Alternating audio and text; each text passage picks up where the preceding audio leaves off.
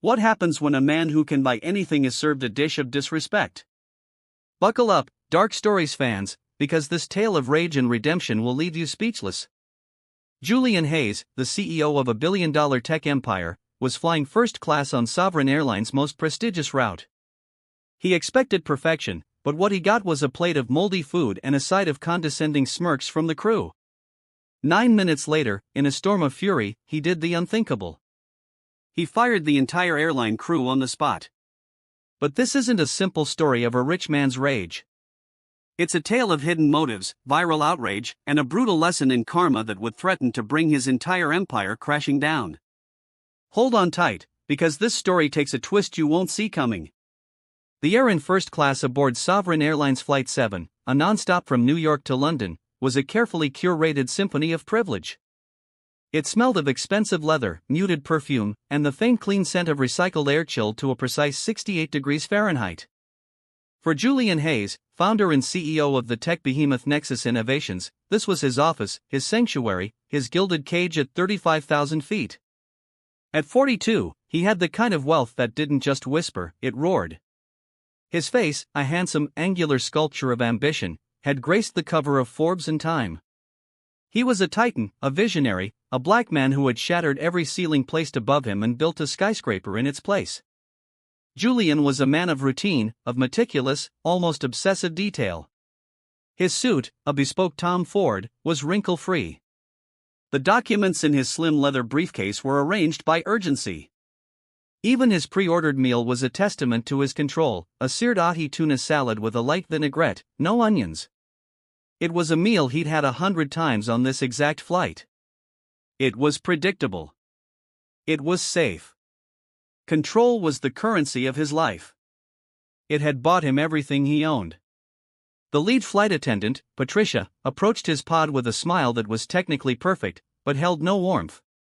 It was a smile practiced in a mirror, designed for service, not connection. She was in her late 50s, with a helmet of blonde hair that seemed immovable and eyes the color of a winter sky. "Mr. Hayes," she said, her voice a smooth, practiced melody, "will be serving your meal shortly." "May I get you another glass of the Dom Perignon?" "Just sparkling water, thank you, Patricia," Julian replied, his voice a low baritone that commanded attention without needing to be raised. He didn't look up from his tablet, where market data scrolled in endless green and red streams. The casual use of her first name was a subtle power play, a reminder that he had flown this route so often he knew the senior crew. He was not just a passenger, he was a fixture. Patricia's smile tightened, almost imperceptibly. "Of course, sir." She returned moments later with the water and then, with a flourish, placed his meal on the polished wood-grain tray. The plate was pristine white porcelain, the tuna seared to a perfect pink in the center, flanked by a colorful medley of greens, avocado, and cherry tomatoes. It looked, as always, immaculate. Julian set his tablet aside. He believed that focus was the key to success in all things, whether it was a multi-billion-dollar acquisition or a simple meal. He picked up his fork, the heavy silver cool against his skin. He speared a piece of avocado and a leaf of arugula, bringing it to his mouth. The taste was fresh, clean. He then moved to the main event, the tuna. He sliced a piece with the side of his fork and lifted it, and then he saw it. At first, it was just a discoloration, a faint fuzzy patch of greenish blue on the underside of the perfectly seared fish. He paused, his fork hovering. He blinked, thinking it might be a trick of the low ambient lighting. He angled the plate, catching the beam from his personal reading light. There was no mistake. It was mold. A small but undeniable bloom of fungus nestled against the delicate pink flesh of the fish. A cold, sharp anger, potent and immediate, shot through him. It wasn't just about the mold. It was about the violation. He paid an exorbitant amount for this seat, for this experience. He paid for perfection, for the seamless, frictionless existence that his wealth was supposed to guarantee. Mold was a failure, a flaw in the system. It was a detail that had been missed, an imperfection in his controlled world, and it had been served to him. He looked around the cabin. The other passengers in their multi-thousand-dollar pods were oblivious, lost in their movies, their champagne, their own bubbles of privilege. He was the only black man in the first-class cabin. He was used to it. He was also used to the subtle, almost invisible extra scrutiny that came with it. The slight pause before his credit card was accepted. The overly solicitous service that felt more like surveillance. The assumptions that he was a musician or an athlete, not the architect of a technological empire. He pressed the call button, the blue light glowing in the dim cabin like a warning beacon. The anger was simmering now, a low, dangerous heat in his chest. This was not just about spoiled food. It was about respect. It was about a standard of service he had more than paid for, a standard that, in this moment, he felt was being withheld. He thought of the countless microaggressions he'd endured on his way to the top. The quiet dismissals, the patronizing tones, this moldy fish felt like the culmination of all of them, served up on a porcelain plate. Patricia appeared a few seconds later, her practiced smile firmly back in place. "Yes, Mr. Hayes. Is everything all right?" Julian didn't raise his voice. He didn't need to. He simply pointed his fork at the offending patch of green. "Patricia," he said, his voice dangerously soft, "what is that?" Her eyes followed his gesture. For a fraction of a second, the mask slipped. He saw a flicker of something in her eyes, annoyance? Disbelief? It was quickly replaced by a look of professional concern, but Julian had seen it. He had seen it, and he would not forget it. "Oh my," she said, her voice dripping with synthetic surprise. "I'm so terribly sorry, sir.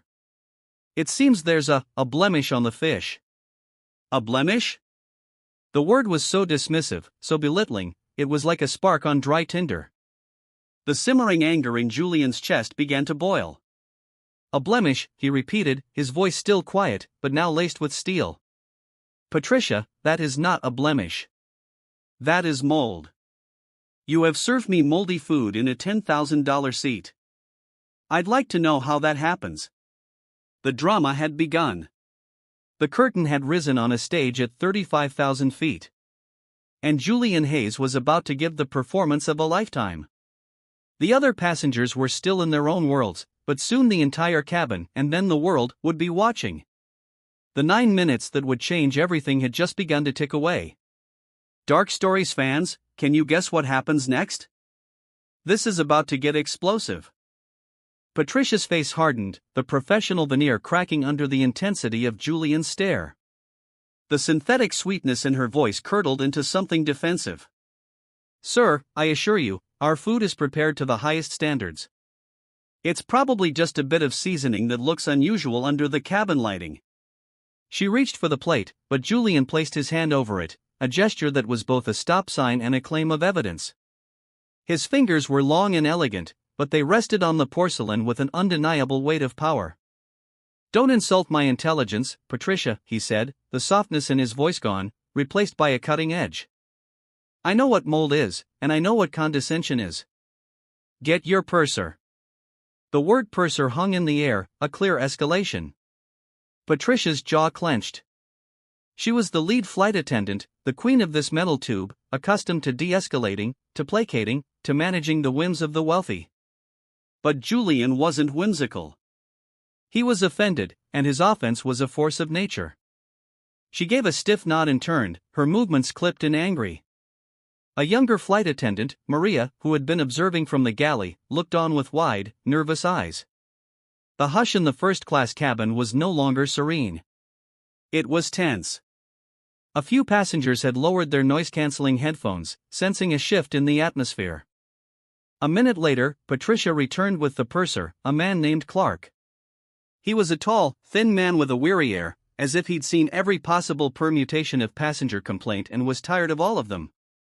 "Mr. Hayes," Clark began, attempting a tone of authoritative calm, "Patricia tells me there's an issue with your meal." "There isn't an issue, Clark," Julian corrected him, his eyes locked on the man. "There is a failure. A failure of safety, of quality, and of service.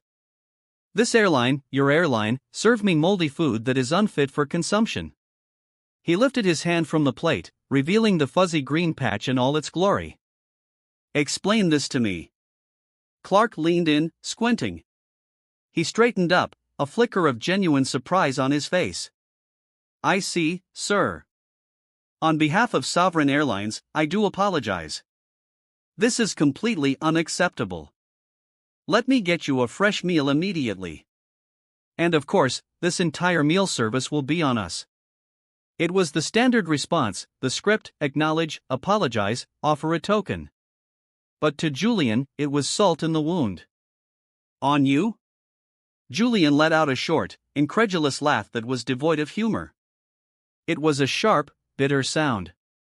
"Clark, this ticket cost more than the average person's monthly salary. You think comping a salad is the solution here?" Patricia stepped forward again, her patience clearly gone. "Sir, we have apologized. We've offered to replace it. I'm not sure what more you expect. It's a small piece of fish." And there it was. The dismissal, the minimization, the subtle implication that he was overreacting, that his complaint was disproportionate, perhaps even unreasonable. In that moment, Julian saw not just a flight attendant, but a gatekeeper of a system that had underestimated him his entire life. "What I expect," Julian said, his voice dropping to a low, menacing growl, "is a standard of service that doesn't include botulism. What I expect is not to be patronized. You're not sorry this happened. You're sorry I noticed." He turned his gaze to Patricia, and it was like being pinned by a laser. "You're sorry I'm the kind of passenger who would call you out on it." Patricia's face flushed with anger. "That is an unfair accusation, sir." "Is it?" Julian shot back. He gestured around the cabin. "Let me ask you a question, Patricia. If Mr. Henderson in 2A or Mrs. Gable in 3F found this on their plate, would you have called it a blemish, or would you have been tripping over yourselves in apology?" He didn't need an answer. The accusation hung in the air, thick and undeniable. He was making it about more than the fish. He was making it about him, about his race, about the quality of service he was receiving versus what he perceived others were receiving. Whether it was true or not, in that moment, it was his truth. Clark tried to intervene. "Mr. Hayes, please, let's not make this personal. It's a simple mistake." "There are no simple mistakes at this level," Julian retorted, his anger now a white-hot flame. "Not in my business and not in yours. Mistakes at this level get people hurt or, in my case, poisoned." He paused, his eyes sweeping from Patricia to Clark and then to Maria, who was trying to make herself invisible in the galley. He saw not a team, but a conspiracy of mediocrity and disrespect. He made a decision. It was audacious. It was unprecedented. And it was born of pure, unadulterated fury. He reached for his phone, a custom Nexus model that wasn't even on the market yet. He tapped the screen a few times, his movements swift and precise. "Clark," Julian said, his voice now eerily calm, "what is the tail number of this aircraft?" Clark blinked, confused. I don't see how that's relevant." "It's about to become the most relevant fact of your career. Tail number, now." Shaken by the sudden shift in Julian's demeanor, Clark stammered, "It's N771SA." Julian's fingers flew across the screen. He was sending an email, a short, powerful email. The recipient was Robert Strickland, the CEO of Sovereign Airlines. The two men moved in similar circles. They'd shared a golf course and a bottle of scotch on more than one occasion. Julian had his personal email, and he knew Strickland checked it obsessively. The subject line was simple: unacceptable. Flight 7.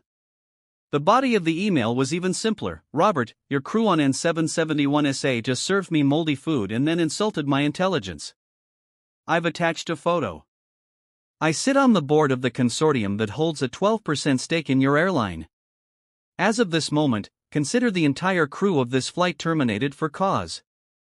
Their utter lack of safety standards and customer service is a liability I'm not willing to tolerate.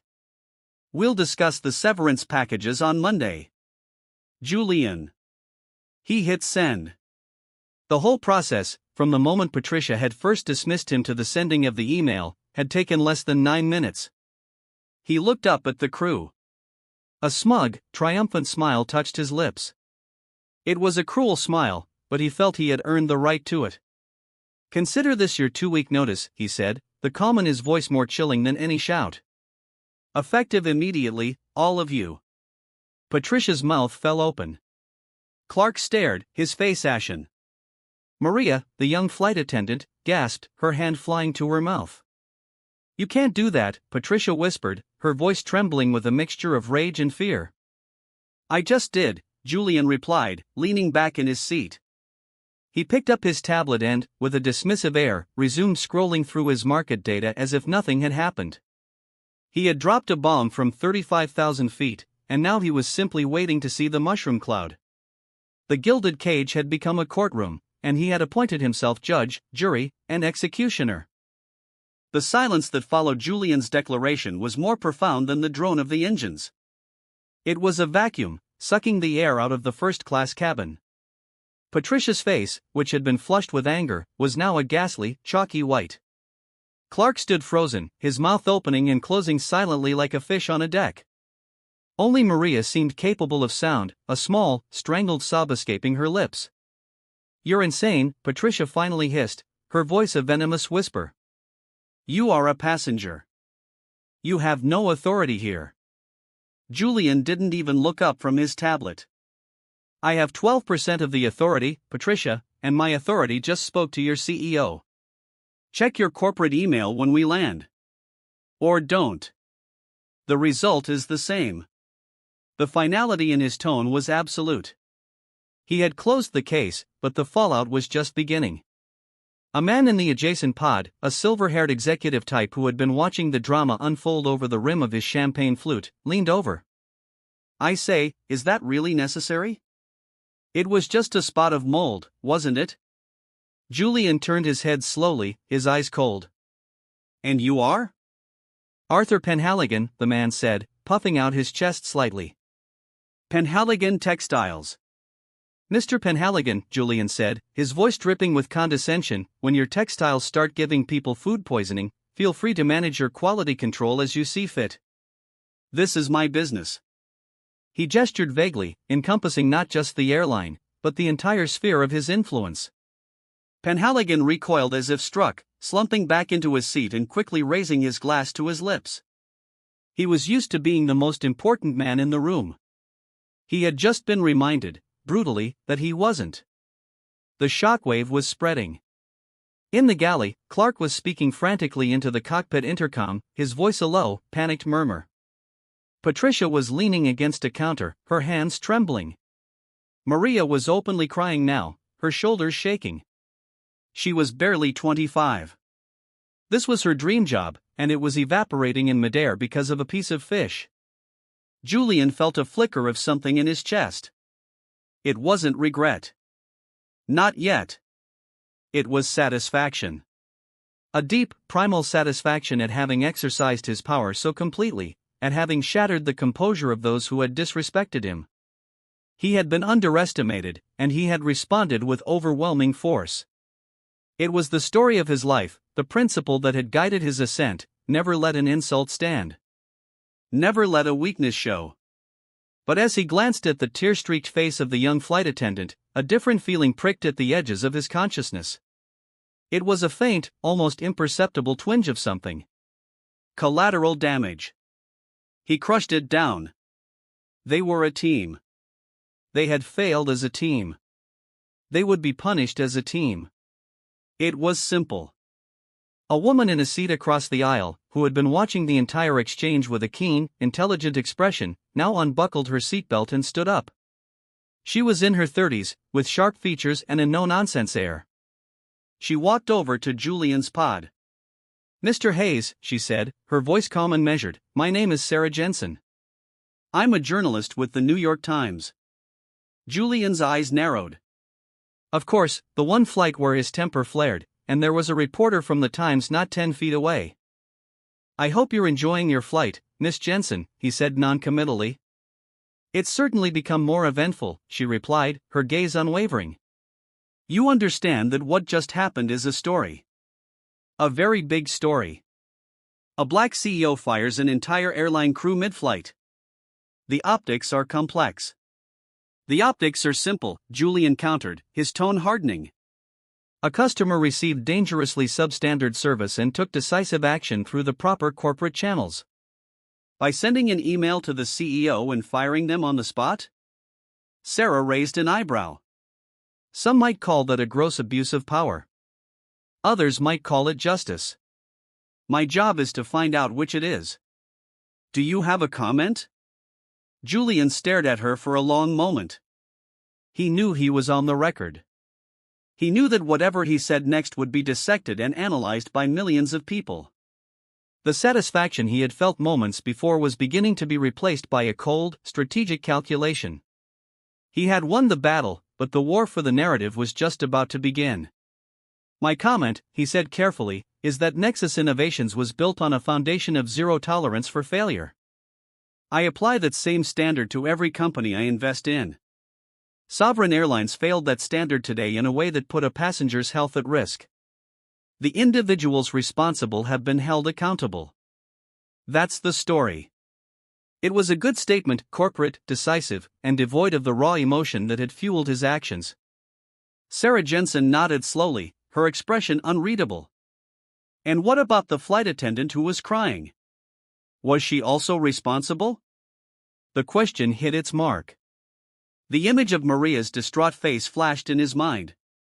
He had fired a veteran who insulted him, a purser who failed to control his staff, and a young woman whose only crime was being part of the crew. They were a team, Julian said, his voice a little too forceful. In my world, you succeed as a team, and you fail as a team. There is no room for exceptions. He turned away from her, a clear dismissal. He put his headphones on, turning up the volume on a classical playlist, a wall of sound to block out the world. But he couldn't block out the image of the crying girl. He couldn't block out the journalists' probing questions. And he couldn't block out the tiny, insidious thought that maybe, just maybe, this wasn't as simple as he wanted it to be. The remaining 6 hours of the flight were the longest of his life. The atmosphere was thick with resentment and fear. The crew moved like ghosts, their faces pale and drawn. Service ground to a halt. No more champagne was offered. No one dared to approach Julian's pod. He had become a pariah in his own kingdom, a king who had executed his court and now sat alone on his throne in a silent, gilded cage, hurtling through the dark towards a storm of his own making. The moment the wheels of Sovereign Air Flight 7 touched down at Heathrow, the story broke. Sarah Jensen must have filed it via the plane's Wi-Fi the second Julian had dismissed her. The New York Times headline was explosive: billionaire CEO fires entire airline crew mid-flight over moldy fish. By the time Julian cleared the private customs suite, his phone was vibrating incessantly, a frantic buzzing swarm of notifications. The story was everywhere. It was the lead item on CNN, BBC News, and was trending #1 globally on X. The narrative was splitting into predictable, polarizing camps. To some, he was a hero, a consumer rights champion striking a blow against corporate indifference. Finally, someone holds these airlines accountable, one comment read. That's how you use foo money, said another. But to many more, he was the villain, a new money, arrogant bully, a petulant tyrant. The racial angle was immediately seized upon, twisted and contorted. On right-wing news sites, he was portrayed as an aggressive black man with a chip on his shoulder, using his power to terrorize a hard-working, white, middle-aged woman. The photo he had sent to the CEO, which had been leaked, was juxtaposed with a stock photo of Patricia looking like a wholesome grandmother. The headline on one particularly vicious blog read, "Black Tech Mogul's Power Trip, a white crew fired for a blemish." The corporate world reacted with a mixture of shock and quiet condemnation. It was seen as unstable, emotional, and unpredictable behavior.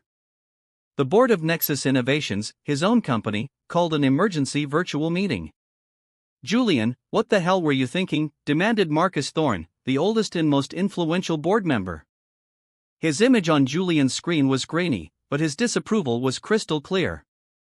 "We've got a PR crisis that's making our stock dip. CEO with a temper is not the brand we've spent a decade building." "I was a customer who received a dangerous product," Julian argued, pacing his penthouse suite at the Savoy, "and I am a major shareholder who took decisive action to protect my investment." "You were a bully, Julian," another board member, Chloe Webb, interjected. "You fired a junior flight attendant who probably had nothing to do with it. You've made the company, and by extension, all of us, look like monsters." The pressure was immense. His carefully constructed image as a cool, calculating visionary was being replaced by that of a hot-headed despot. He was used to being in control of the narrative. Now he was the narrative, and it was a story he didn't recognize.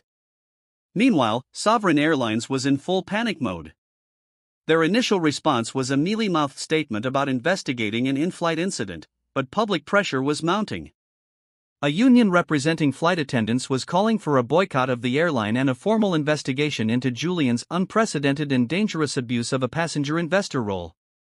Robert Strickland, the CEO of Sovereign, called him. He sounded apoplectic. "Julian, you've put me in an impossible position. The union is threatening to strike. The press is crucifying us both. You had no right to fire my staff." "I have a 12% right, Robert," Julian said coldly. "And your staff had no right to serve me mold. Fix it." He hung up, the bravado a thin shield against the growing unease in his gut. He was right. He knew he was right. But the world seemed determined to prove him wrong. It was Sarah Jensen, the journalist from the flight, who delivered the twist. 2 days after they landed, she published a follow-up piece. It was a deep dive, meticulously researched, and it changed everything. The headline was even more incendiary than the first. The mold was a setup. Fired flight attendant had a history of targeting high-profile passengers. The article was a bombshell. Sarah had dug into Patricia's employment history. It turned out the lead flight attendant was not the victimized grandmother the media had portrayed her as. She had a string of complaints against her, all from wealthy or high-profile minority passengers. A famous Bollywood actor had complained about being accidentally served a beef dish despite specifying his Hindu faith. A prominent female banker of Asian descent had filed a report about Patricia being consistently rude and dismissive. But the most damning revelation came from a former Sovereign Airlines caterer at JFK. The man, who spoke on the condition of anonymity, claimed he had seen Patricia go into the catering facility just before the flight. He said she'd specifically asked to inspect the first-class meals for Flight 7. He hadn't thought much of it at the time, but after the story broke, he put 2 and 2 together. The final piece of the puzzle was a brief, almost missed detail. Patricia's husband had recently lost his entire pension when his company's stock collapsed. The company, a smaller tech firm, had been driven out of business a year earlier in a particularly aggressive but entirely legal market takeover. The takeover was engineered by Nexus Innovations, by Julian Hayes. The moldy fish wasn't a mistake.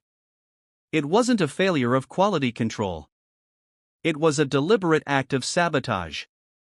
It was personal. Patricia hadn't just been dismissive. She had been vengeful. She had targeted him. She had baited a trap, knowing his reputation for high standards and a low tolerance for failure. She had wanted a confrontation. She had wanted to provoke him. The world had seen a rich man's tantrum, but it was, in fact, an orchestrated attack. The revelation sent a new shockwave through the media. The narrative flipped on its head. Julian was no longer the villain. He was the victim of a malicious, premeditated plot. Support surged for him. The same outlets that had condemned him were now running stories about the vengeful flight attendant. Sovereign Airlines immediately fired Patricia, this time for real, and issued a groveling public apology to Julian. He should have felt vindicated. He should have felt triumphant. He had been right all along, more right than he could have ever imagined. He had won.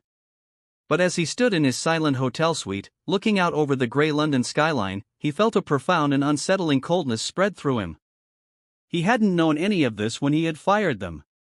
He had fired Clark, the weary purser. He had fired Maria, the young, crying flight attendant.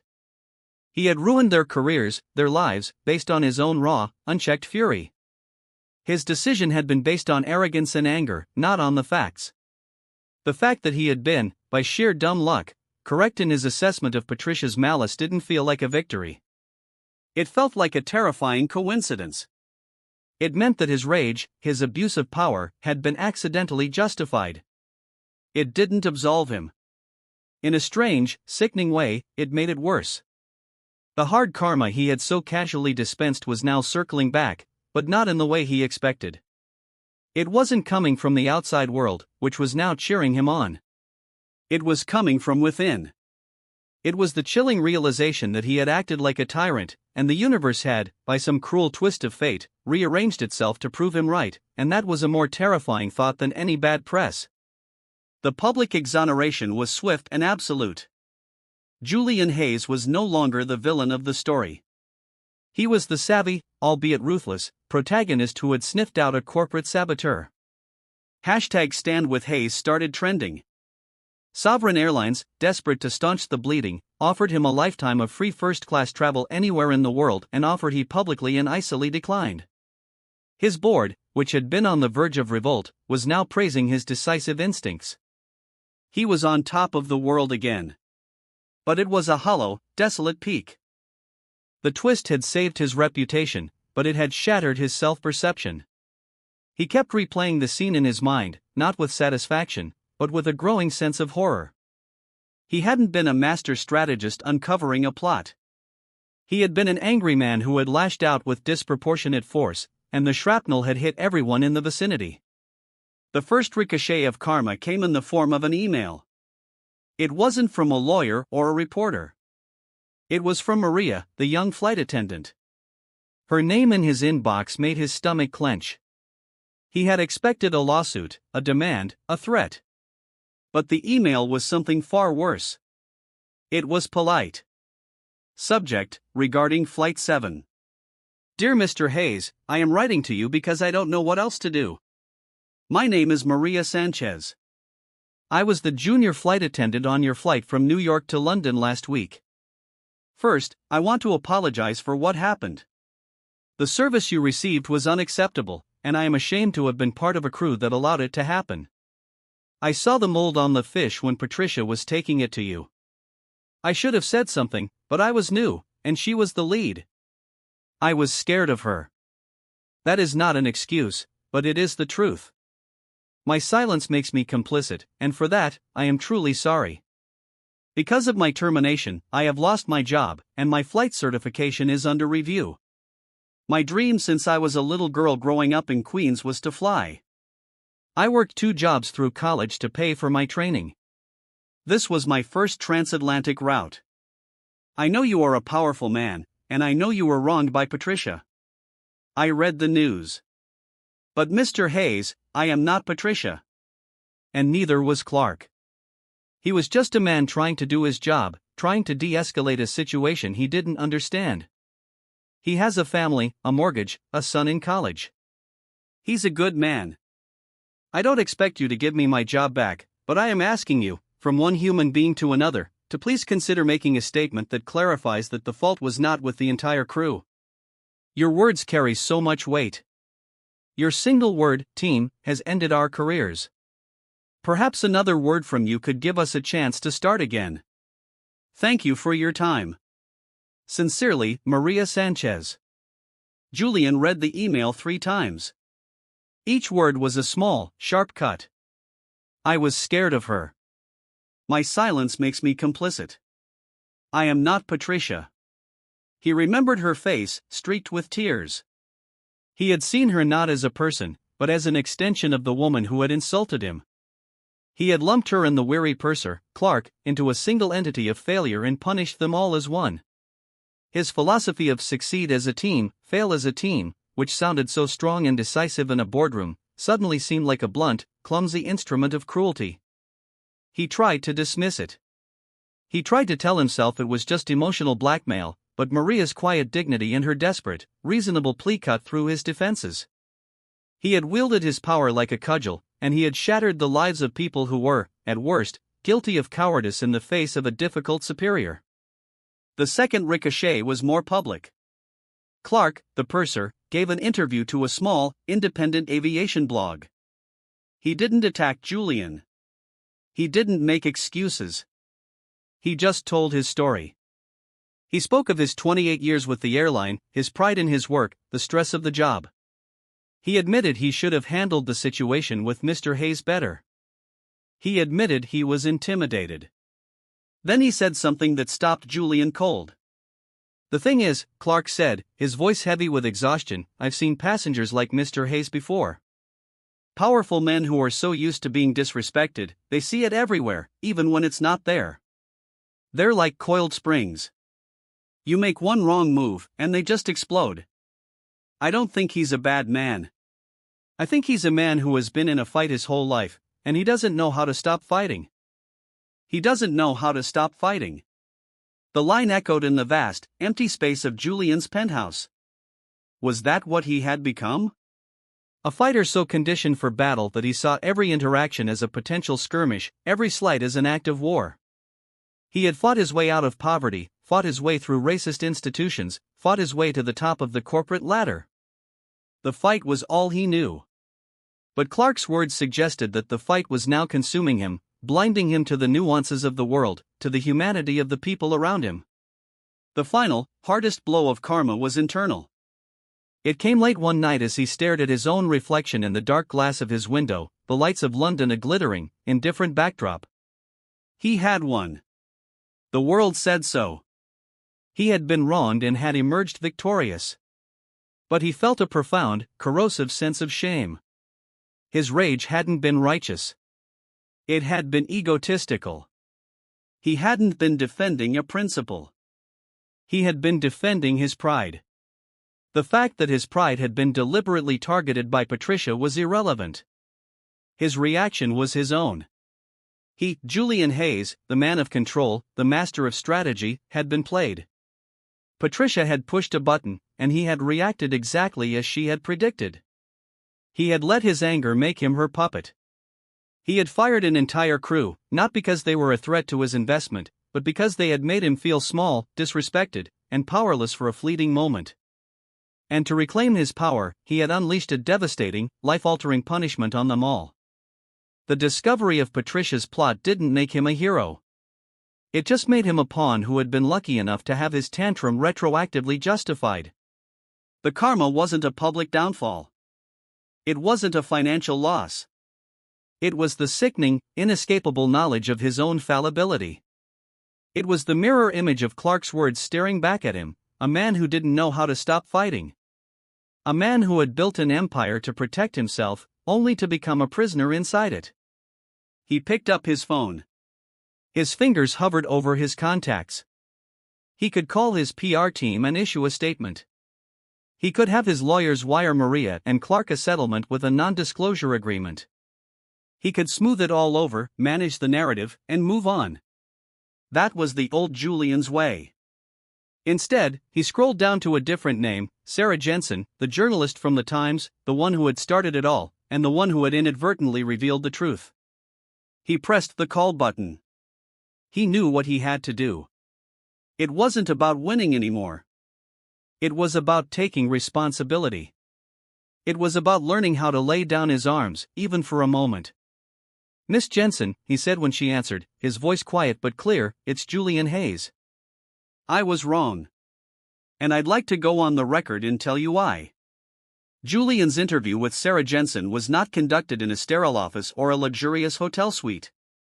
At his insistence, they met in a small, unassuming coffee shop in a quiet London neighborhood, far from the prying eyes of the financial district. For the first time in years, Julian Hayes wanted to be just a man, not a brand. The article that resulted was published under the headline, "I Was Wrong, Julian Hayes on Power, Rage, and the Flight That Changed Everything." It was a stunning piece of self-recrimination. Julian took full, unvarnished responsibility for his actions on Flight 7. He didn't hide behind Patricia's treachery. Instead, he owned his reaction to it. "The discovery of Patricia's motive doesn't absolve me," he was quoted as saying. "In fact, it makes my own actions look worse. I didn't act on evidence. I acted on pure, unchecked rage. I was provoked, yes, but a man in my position, with my power, cannot afford the luxury of being provoked. I wielded my influence like a weapon, not a tool. I hurt innocent people. There is no excuse for that. He talked about Maria Sanchez and Clark, using their full names, praising their service records, and publicly stating that they were collateral damage of his own making. He spoke of Clark's assessment of him, a man who doesn't know how to stop fighting, and admitted its devastating accuracy. I've spent my life building walls to protect myself, he told Jensen. I see now that those same walls became my prison. The fight that got me to the top is the same fight that was beginning to rot me from the inside. The interview was a confession and an apology. At the end, he announced the concrete steps he was taking. He had reached out to Sovereign Airlines CEO and, using his leverage as an investor, demanded the immediate reinstatement of Clark and Maria Sanchez with full back pay and a formal apology from the airline. For any other crew members on that flight who had been unable to secure new employment, he was personally setting up a fund to cover their lost wages for the next 2 years. For Patricia, he had a different message. I hope she gets the help she needs, he said. What she did was born of pain, and I won't add to that. I will not be pressing charges. The public reaction was a tidal wave. For a world accustomed to billionaires who never admitted fault, his confession was a seismic event. The cynicism was there, of course. Some called it a calculated PR move, a way to rebrand himself as a benevolent leader. But the sincerity, the raw honesty of his words, resonated with most. His approval ratings, which had soared after the first twist, now solidified into a new kind of respect, one based not on fear or power, but on a demonstrated capacity for self-reflection and humility. The true cost of his absolution, however, was not paid in public opinion or in money. It was paid in private. A week after the article was published, he flew back to New York.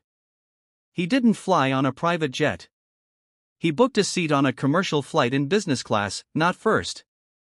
It was a small, symbolic gesture, but it was important to him. Upon his return, he reached out to Maria and Clark personally. He met Maria for coffee in Queens, not far from where she grew up. She was nervous at first, but his quiet, sincere apology put her at ease. She had been reinstated and was back on the reserve list, waiting for her next flight. Thank you, Mr. Hayes, she said, her eyes shining with unshed tears. You didn't have to do that. Yes, I did, Maria, he said. I'm the one who was sorry. His meeting with Clark was at a diner near JFK. The veteran purser looked older and more tired than Julian remembered. They sat in a booth, the smell of stale coffee and bacon in the air. Clark listened as Julian apologized. He nodded slowly, his eyes searching Julian's face. When Julian was finished, Clark was silent for a long moment. You know, he said finally, in 28 years, I've been yelled at. I've had drinks thrown at me. I've been threatened. But no one has ever come back and apologized. Not like this. He shook his head. You were right about one thing, Mr. Hayes. We are a team. And on that day, our team failed you. Patricia was our leader, and we followed her into failure. Your reaction was a hurricane, but maybe it was the hurricane we needed to wake us up. He extended his hand across the table. Apology accepted, sir. Julian shook it, feeling a weight he hadn't even realized he was carrying begin to lift. The most difficult change was internal.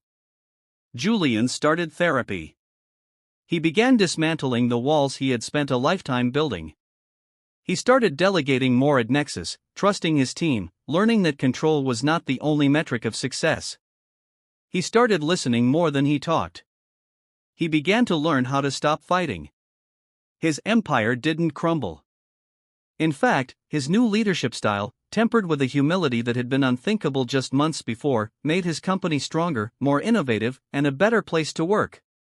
He never forgot the moldy fish.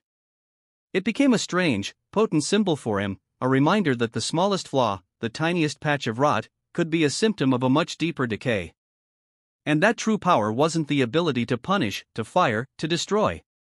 It was the ability to see the flaw within yourself, to clean it out, and to rebuild on a stronger, more honest foundation. The 9 minutes of fury on Flight 7 had nearly cost him everything. But in the end, the hard karma that had come for him had delivered not a punishment, but a painful, necessary, and ultimately priceless salvation. 2 years passed. In the hyperspeed world of tech and media, the saga of Flight 7 became a footnote, a case study in corporate ethics classes, a half-remembered viral moment. But for the people at its center, the event was not a footnote. It was a fault line, a deep crack in their lives from which everything new had grown. Julian Hayes sat in the glass-walled boardroom on the 80th floor of the Nexus Tower. The view of Manhattan was breathtaking, a panorama of power he had once coveted.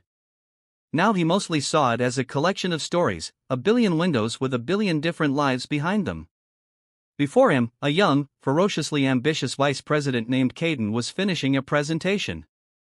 It was a proposal for a hostile takeover of a struggling rival, a shark move designed to eliminate a competitor and absorb their assets. It was brilliant, ruthless, and surgically precise.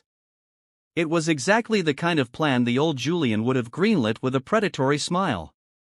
Caden finished, his eyes gleaming, expecting praise. The room was silent. Julian leaned forward, his hands clasped on the polished table. "What's the human cost, Caden?" he asked, his voice quiet. Caden blinked. "The cost? Sir, the synergy models project a 30% increase in market share." "That's not what I asked," Julian interrupted, his tone gentle but firm. "I asked about the human cost. How many employees at that company will be made redundant? What happens to their pensions?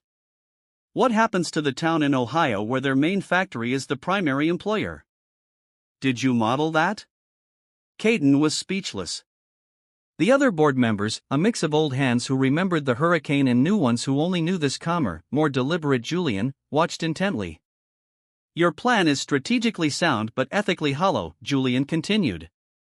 "It's the thinking of a company that wants to conquer, not to build. Go back to the drawing board. Find a way to partner with them. Find a way to invest in their technology to lift them up, not tear them down. Find a way to win without making 1,000 other people lose. That's the Nexus way now." He dismissed the meeting. As the board members filed out, Marcus Thorne, the veteran who had once reprimanded him, paused by his chair. "That was well handled, Julian. A few years ago, you'd have been sharpening the knives with him." Julian offered a small smile. "A few years ago, I thought the only way to build a skyscraper was to demolish everything around it. I'm learning there's a better way to get a view." Thousands of miles away, Maria Sanchez was conducting her pre-flight briefing. The gold stripes on her uniform glinted under the airport lighting. She was the lead flight attendant now, on the same New York to London route. Her dream, once almost extinguished, was her reality. She was known for her preternatural calm, her ability to diffuse tension with a quiet word and a genuine smile. On her last flight, a self-important politician had been berating a junior crew member over a trivial issue. Maria had stepped in, not with a manager's authority, but with disarming empathy. She had listened to the politician's tirade patiently, validated his frustration, and then smoothly and expertly resolved the issue, leaving him feeling heard and the young crew member feeling protected. Clark, who now sent her postcards from his peaceful retirement in Florida, had taught her the mechanics of the job. Julian Hayes, in his own explosive way, had taught her its true meaning, that everyone, no matter their status, carries their own unseen burdens, and that a little grace can go a long way at 35,000 feet. And what of Patricia? Her story had no triumphant third act. There was no public redemption. After the scandal, her life had unraveled. The media attention, the shame, and the loss of her identity had sent her spiraling. Her husband, already broken by his financial losses, left her. She lost her home. She ended up in a church basement in a forgotten corner of New Jersey, sitting on a metal folding chair in a circle of strangers.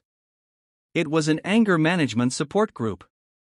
For months, she had seethed in bitter silence, blaming Julian Hayes, blaming Sovereign Airlines, blaming the world for her downfall. Her story was a toxic litany of victimhood. But tonight, listening to a young man talk about how his rage had cost him his family, something finally broke. The reflection was too clear, too painful. When it was her turn to speak, the venom was gone. Her voice was small, cracked. "My name is Patricia," she whispered, twisting a loose thread on her worn-out coat. "And I I ruined my own life. I had a good life, a good job, but I was so angry. I was angry about money, about getting old, about feeling invisible. I found someone to blame for it all. I wanted to hurt him. I put mold on a plate of food, and I set my whole world on fire. Tears streamed down her face, the first tears of accountability she had ever shed. It wasn't absolution. It wasn't a happy ending. But it was a beginning. It was the first, agonizing step out of the darkness of her own making. She would never know that the community center where she was finally finding a sliver of peace received a substantial anonymous donation every year from a tech foundation, a foundation established by Julian Hayes, dedicated to second chances and the quiet work of rebuilding. It was his final, silent echo of the event, an act of amends for a woman he would never see again, a closing of a circle she never knew was open. Karma, he had learned, was not a lightning strike of cosmic revenge. It was a slow, patient, and often invisible force, working not to punish, but to balance. So, where does this story leave us? It began with a dish of moldy food and an eruption of rage, a seemingly simple story of a powerful man's anger. But it spiraled into a complex human drama about pride, prejudice, and the immense weight of our actions. The easy answer is that Julian Hayes was a villain who became a hero, and Patricia was a villain who got what she deserved. But the truth, as it so often is, lies in the gray spaces in between. This is a story that proves karma isn't always a sudden, dramatic crash. Sometimes it's a slow, unfolding echo.